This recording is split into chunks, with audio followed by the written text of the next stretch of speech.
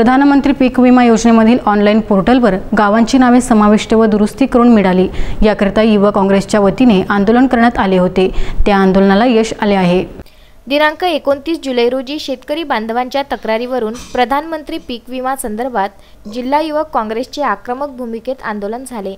त्यामुळे पीक विमा भरण्याकरिता 1 ऑगस्ट ते 15 ऑगस्ट पर्यंत मुदतवाढ मिळाली आहे।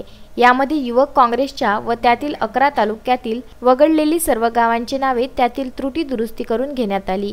याकरिता जिल्हाधिकारी शैलेश नवाल, जिल्हा कृषी अधीक्षक यांना युवक काँग्रेस जिल्हा उपाध्यक्ष सागर कलाने यांच्या नेतृत्वात निवेदन देण्यात आले। हे निवेदन प्रदेश सचिव समीर जवंजाळ यांच्या मार्गदर्शनाखाली देण्यात आले। कारण प्रधानमंत्री पीक विमा योजना खरीप हंगाम 2020 महाराष्ट्र शासन निर्णय 29 जून 2020 पासून राबविणे सुरू झाले असून प्रधानमंत्री पीक विमा ऑनलाईन पोर्टल अमरावती जिल्ह्यातील शेतकऱ्यांचे 7/12 प्रमाणित देत नसून त्यामुळे शेतकरी हा पीक विमा काढण्यासाठी इच्छुक असून सुद्धा शासनाच्या ऑनलाईन पोर्टलवर 7/12 प्रमाणित होत नसल्याने शेतकरी पीक विमा हप्ता भरण्यापासून वंचित राहण्याची दाट शक्यता आहे।